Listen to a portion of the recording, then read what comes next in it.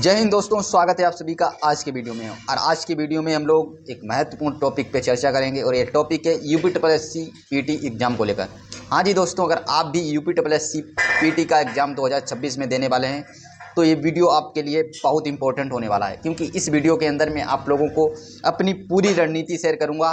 कैसे मैंने एग्ज़ाम्स में तैयारी की थी और कैसे मैंने एग्ज़ाम्स में क्वेश्चनों को अटेम्प्ट किया और कैसे मैंने अपने सिलेबस को कवर नहीं किया बल्कि कम सिलेबस करके ही मैंने एग्ज़ाम्स हॉल में अच्छा स्कोर गेन किया। तो आज हम पूरी रणनीति को डिस्कस करेंगे। इससे पहले कुछ बेसिक जानकारी जो मुझे लगता है हर स्टूडेंट को पता होनी चाहिए जो भी यूपी पीटी का एग्ज़ाम देने वाला है। तो देखिएगा दोस्तों, आज के वीडियो में हम लोग हर एक छोटी से छोटी चीज़ को डिस्कस करेंगे और साथ ही 60 डेज का जो हमारा प्लान है उस प्लान को डिस्कस करेंगे कि 60 डेज के अंदर यानी 60 दिनों के अंदर कैसे आप अपना सिलेबस पूरा कर सकते हो। तो देखिएगा, अगर आप पहले भी यूपी पेट का एग्ज़ाम दे चुके हो या आप पहली बार देने वाले हो तो आप लोगों के लिए ये वीडियो बहुत इंपॉर्टेंट होने वाला है। अगर आपके कभी 50 नंबर आए थे तो 50 नंबर को छोड़ के आपके 80+ नंबर आएंगे और मैं जो स्ट्रेटजी आपको बताऊँगा अगर उसको आपने फॉलो कर लिया तो आपका स्कोर इस बार निश्चित ही 80 के करीब आ जाएगा। 70 से 80 नंबर पक्का आ जाएगा।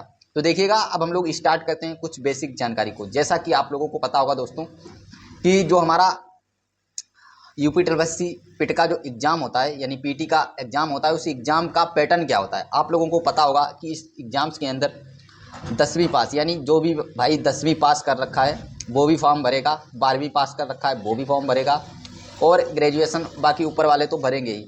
लेकिन इसका जो है मिनिमम अगर पूछा जाए कम से कम 10वीं पास इसमें रिक्वायरमेंट मांगा गया है। तो देखिएगा फ्रेंड्स, इसमें जो हमारा एग्ज़ाम होगा उसमें एक एग्ज़ाम में पेपर का क्वेश्चन कैसा आएगा, तो क्वेश्चन जो आएगा वो 10th और 12th के आधार पे ही आएगा, ज़्यादा हार्ड नहीं आता है। नॉर्मली ही पेपर आएगा, ज़्यादा हार्ड नहीं आएगा।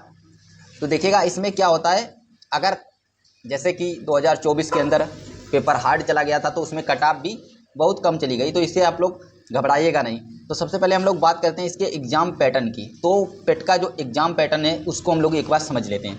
तो समझिएगा, देखिएगा कि इसमें कुल प्रश्न कितने पूछे जाते हैं। तो 100 प्रश्न यानी 100 प्रश्न पूछे जाते हैं और 100 प्रश्नों के लिए अंक कितने मिलते हैं, तो 100 अंक ही मिलते हैं। और इसमें समय कितना मिलता है, तो 2 घंटे का समय मिलता है।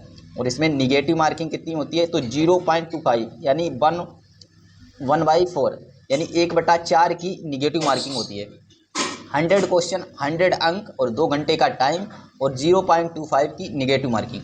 ये तो हमारा हुआ एग्ज़ाम पैटर्न, यानी एग्ज़ाम का पैटर्न क्या होगा, तो 100 MCQ टाइप क्वेश्चन होंगे। हर क्वेश्चन के लिए 1 अंक होगा, 2 घंटे का समय मिलेगा और 0.25 की निगेटिव मार्किंग होगी। आई होप ये सबको क्लियर हो गया। ये पॉइंट नंबर 1 था जो मुझे लगता है हर स्टूडेंट को पता होना चाहिए था। आगे बढ़ते हैं, आगे बात करते हैं कि इसका जो हमें सिलेबस है उस सिलेबस को भी एक बार जान लेना चाहिए। तो सिलेबस क्या क्या होगा, इसका सिलेबस देखिएगा फ्रेंड्स, जैसा कि आप लोगों ने देखा होगा सिलेबस जो होता है वो बहुत लंबा चौड़ा सिलेबस इसमें दिया गया है।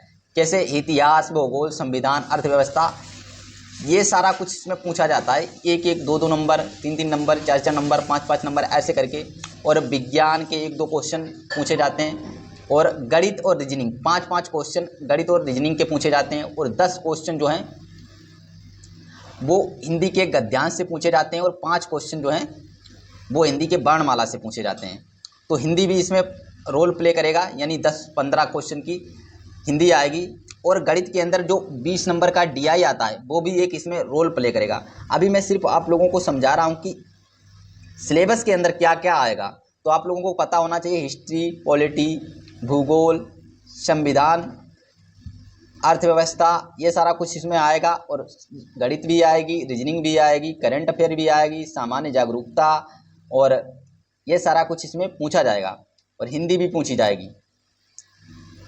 आगे बढ़ते हैं और आगे कुछ समझ लेते हैं। ये था हमारा पॉइंट नंबर 2, जो हमने सिलेबस बताया वो पॉइंट नंबर 2 था। नेक्स्ट हमारा पॉइंट है कि यूट्यूब से पढ़ाई करने का सही तरीका क्या है। क्या यूट्यूब से, अगर आपके पास कोई बैच है, क्या उस बैच से पढ़ाई करें, या फ्री में अगर आपके पास कोई बैच नहीं है तो भी मैं आप लोगों को बताऊंगा कि ऐसी प्लेलिस्ट हैं यूट्यूब पे फ्री में अवेलेबल, जिनको आप करके फ्री में अपना पूरा सिलेबस कवर कर सकते हो। मैंने कभी पेट का कोर्स नहीं लिया था और मैंने यूट्यूब से ही अपने सिलेबस को कवर किया, और मैंने पूरा सिलेबस भी नहीं कवर किया, फिर भी मैंने पेट के अंदर इतना अच्छा स्कोर किया था। जो रणनीति मैंने अपनाई थी वही रणनीति मैं आप लोगों को बताऊँगा। तो देखिएगा, आगे बढ़ते हैं, कुछ डिस्कस कर लेते हैं। देखिएगा, ये यहाँ पे आप लोग क्लियरली समझ लीजिएगा।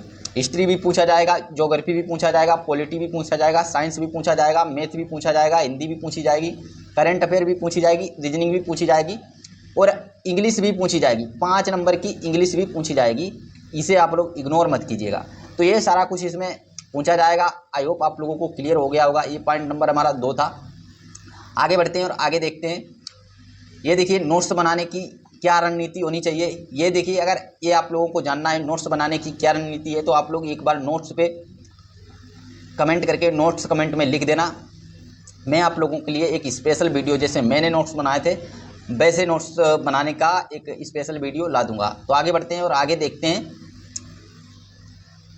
ये रिवीजन से रिलेटेड जो भी आप लोगों को कोई समस्या आ रही है तो आप लोग मुझे कमेंट करके बता सकते हैं। बाकी देखिएगा फ्रेंड्स, अब मैं आप लोगों को बताने वाला हूं कि मेरी क्या रणनीति रही थी। मैंने कैसे सिलेबस भी अपना पूरा नहीं किया था और कैसे इतने अच्छे 3 बार पेट का एग्ज़ाम दिया और तीनों बार मेरा पेट में स्कोर अच्छा आया। उसकी रणनीति क्या रही, कैसे मैंने तैयारी की थी। देखिएगा फ्रेंड्स, आज मैं आप लोगों को बताता हूँ कि मैंने कभी भी पेट का कोर्स नहीं लिया। किसी भी ऑनलाइन टीचर से या ऑफलाइन मैंने कभी भी किसी पेट का कोर्स नहीं लिया, ना ही मैंने कोई पेट की बुक खरीदी। आज मैं आप लोगों को सारा कुछ क्लियर कर दूंगा। आज का वीडियो देखने के बाद आप लोगों के जितने भी डाउट हैं कि आपके पास कोई कोर्स नहीं है या आप लोगों के पास कोई बुक नहीं है, सारा कुछ डाउट क्लियर हो जाएगा।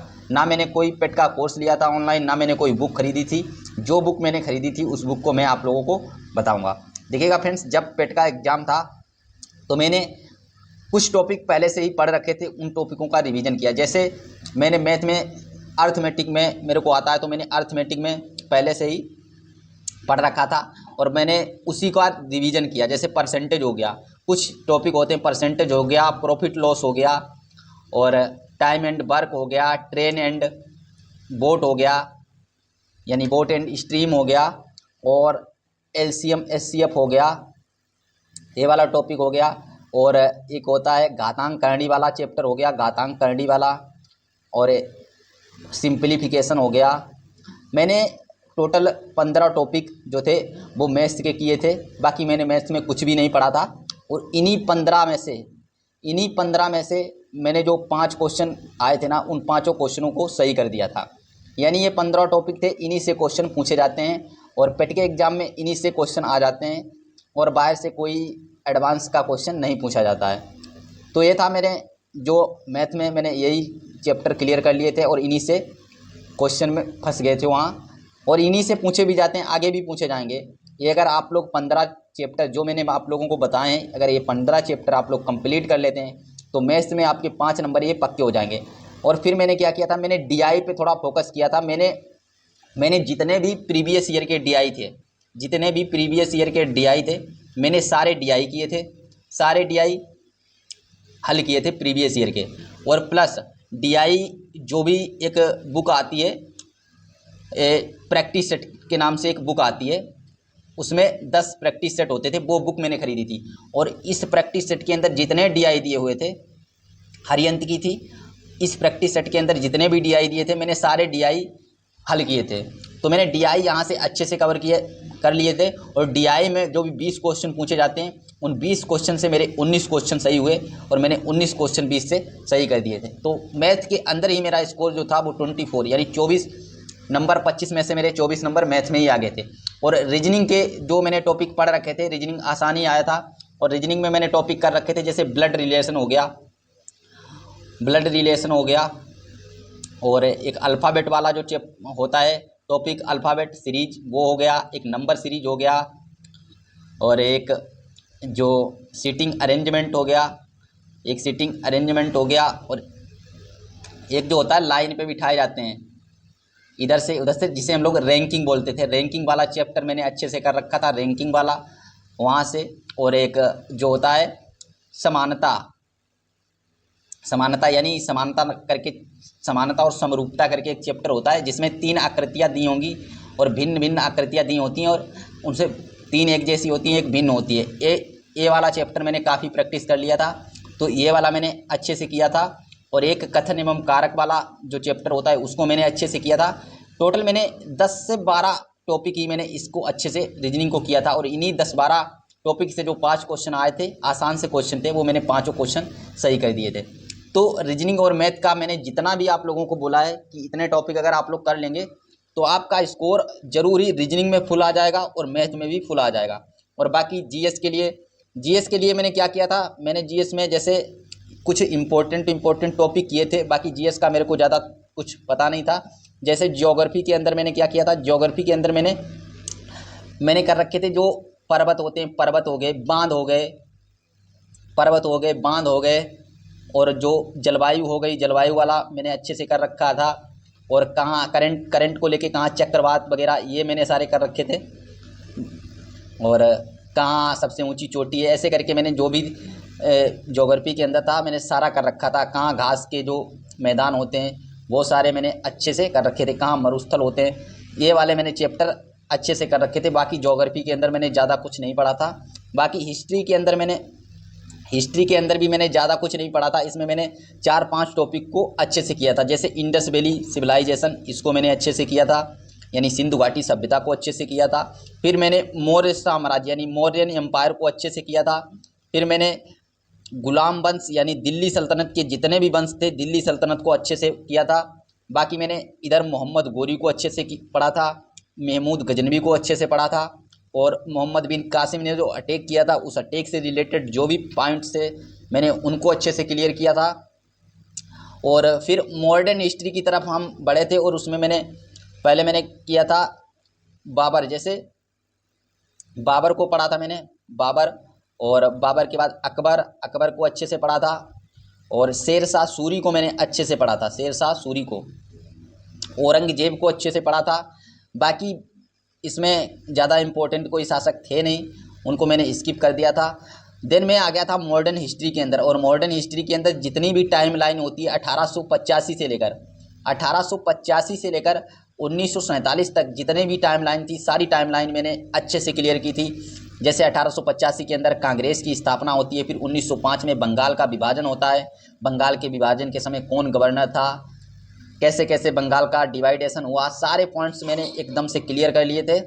तो मैंने मॉडर्न हिस्ट्री को, यानी मॉडर्न जो भी मिडाइवल हिस्ट्री है और मॉडर्न हिस्ट्री है, यानी आधुनिक भारत की जितनी भी घटनाएं थीं उन घटनाओं को मैंने अच्छे से क्लियर किया था।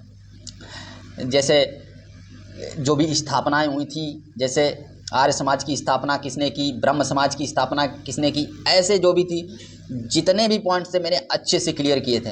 और 1885 से लेकर 1947 तक जितनी भी टाइम लाइन थी मेरे को आज भी अच्छे से याद है। और मैंने उस समय, जिस समय पेपर था उस समय मैंने इसे घोर के पी लिया था। और यहाँ भी जीएस में भी मेरा स्कोर अच्छे से आ गया था। बाकी करंट में मैंने एक बुक आती है, करंट की मैंने एक बुक परचेज की थी, और ये बुक थी स्पीडी की बुक थी। बहुत अच्छी बुक थी। इसमें सारे पॉइंट्स एकदम क्लियर दिए थे, टॉपिक वाइज सारे जो भी चैप्टर थे टॉपिक वाइज उनका सलूशन दिया था। जैसे उस समय हुआ था, उस समय जैसे कोई बिल आया तो उस बिल की पूरी चर्चा उसमें दी हुई थी। अगर बजट था तो बजट से रिलेटेड पूरी कंप्लीट हिस्ट्री दी हुई थी। बेहतरीन बुक थी। मैं सजेस्ट करूंगा कि आप लोग उस बुक को ज़रूर लें। और इस तरीके से मेरा जो करंट अफेयर और जीएस का पोर्शन था वो भी मजबूत हो गया था। बाकी साइंस में मैंने ज़्यादा कुछ पढ़ा नहीं था। बाकी विटामिन्स वगैरह, बीमारी जो भी थी, ये सारे मैंने टॉपिक जो थे वो अच्छे से क्लियर कर लिए थे। बाकी मैंने और इसके अलावा कुछ भी पूरा नहीं किया था सिलेबस को। और मैं इतना ही पढ़ के चला गया था एग्ज़ाम देने। और इतना पढ़ने के बाद ही मेरा जो स्कोर था वो अच्छा खासा आ गया। 89 परसेंटाइल जो था वो मेरा 2025 के अंदर आया। और 2022 के अंदर जो था वो मेरा 93 परसेंटाइल था। और 2024 के अंदर मैंने एग्ज़ाम दे नहीं पाया था, और ये तो मेरा स्किप ही हो गया था। और 2023 में मैंने एग्ज़ाम दिया था, उसमें भी मेरा स्कोर अच्छा आया था, उसमें मेरा 91 परसेंटाइल था। तो तीनों एग्ज़ाम्स में मैं ऐसी कोई भर्ती नहीं थी जिस भर्ती के लिए एलिजिबल ना हुआ। तो ऐसे ही अगर आप लोग जो रणनीति मैंने बताई है, इस रणनीति से अगर आप तैयारी करेंगे तो ज़रूर ही आपका स्कोर अच्छा आएगा। लेकिन इसके बीच में मैंने एक काम और किया था, जो काम मैं आप लोगों को शायद बताना भूल गया। मैंने रेगुलर बेसिस पर जो भी मॉक टेस्ट थे, उन मॉक टेस्ट को मैंने ज़रूर दिया और मॉक टेस्ट को देने के बाद मैंने उनका एनालिसिस ज़रूर किया था। यानी मैं मॉक टेस्ट भी देता था, उनका एनालिसिस भी करता था, उनके नोट्स भी बनाता था। तो सबसे पहले मेरी आप लोगों से रिक्वेस्ट रहेगी कि अगर आप भी एक बेहतर स्कोर गेन करना चाहते हैं UPSSC पेट के अंदर, तो सबसे पहले जो टॉपिक मैंने आप लोगों को बताए हैं 15 टॉपिक मैथ के अंदर, उन 15 टॉपिक को कवर करें। रीजनिंग के अंदर जो भी 12 से 13 टॉपिक हैं, उन टॉपिकों को मैंने बोला है उनको कवर करें। और GS में भी जो मैंने आप लोगों को बोला है कि मॉडर्न हिस्ट्री और जो एंशिएंट हिस्ट्री के जो भी टॉपिक हैं, जैसे मौर्यन एम्पायर हो गया, महाजनपद हो गया, सिंधु घाटी सभ्यता हो गया, इनको आप क्लियर करके देन उसके बाद में आप लोग क्या कर सकते हैं, उसके बाद आप मॉक टेस्ट देना स्टार्ट कर सकते हैं। और मॉक टेस्ट दें, और मॉक टेस्ट देने से पहले मैं तो आप लोगों को सजेस्ट करूंगा कि आप जितने भी प्रीवियस ईयर के अभी तक पीटी में पेपर हुए हैं, प्रीवियस ईयर के पेपर को लगाएं। यानी प्रीवियस ईयर के जब आप पेपर को हल करेंगे तो आपको एक नॉलेज होगा, एक अंदाज़ा लगेगा कि किस तरीके के क्वेश्चन UPSSC PT में पूछे जा रहे हैं। तो मैं आशा करूंगा कि आप सारे लोग जितने भी UPSSC पेट के आई थिंक अभी 12 से 10-12 पेपर हुए हैं, उन 10-12 पेपर को हल ज़रूर करेंगे। अगर आप लोगों के पास बुक है तो अच्छी बात है, आप उन बुक से हल कर सकते हैं, वरना आप ये पेपर आप गूगल पे भी डाउनलोड करके दे सकते हो, यानी देख सकते हो। तो आप लोग गूगल पे, और बेहतर तो रहेगा कि आप अपनी एक बुक ले लें। 99 से 100 रुपये की एक बुक आती है, मैं डिस्क्रिप्शन में उसका लिंक दे दूँगा, और वो बुक आप परचेज करके उन 12 मॉक टेस्ट को हल करके आप देखिएगा। और उन 12 मॉक टेस्ट को हल करने के बाद आपका जो कॉन्फिडेंस लेवल होगा, यानी आपके अंदर जो नॉलेज हो जाएगा, फिर जिस भी मॉक टेस्ट को आप लगाएंगे, हर मॉक टेस्ट के अंदर आप लोग देखना कि आपका जो स्कोर है वो 60 के करीब अराउंड आने लगेगा। अगर आपका स्कोर अभी 40 भी आ रहा है, अगर आपने प्रीवियस ईयर पेपर को हल कर लिया तो आपका स्कोर 60 से 70 के बीच आने लगेगा। आई होप आप लोग समझ गए होंगे कि प्रीवियस ईयर को जो अभी तक पेपर हुए हैं उन पेपर को मैं हल करने के लिए आप लोगों को क्यों बोल रहा हूँ। तो आप लोग, मैं डिस्क्रिप्शन में लिंक दे रहा हूँ, उस बुक को परचेज कीजिएगा और प्रीवियस ईयर के पेपरों को हल कीजिएगा, और फिर उसके बाद में आप किसी भी प्लेटफार्म पर अपना ऑनलाइन मॉक टेस्ट दे सकते हैं और अपना स्कोर जान सकते हैं। तो मिलेंगे नेक्स्ट वीडियो में। अगर आप लोगों को वीडियो हेल्पफुल लगा है तो प्लीज़ मेरी रिक्वेस्ट रहेगी आपसे कि आप हमारे चैनल को सब्सक्राइब करेंगे और एक प्यारा सा कमेंट जरूर करेंगे। तो मिलते हैं नेक्स्ट वीडियो में, तब तक के लिए जय हिंद, जय भारत।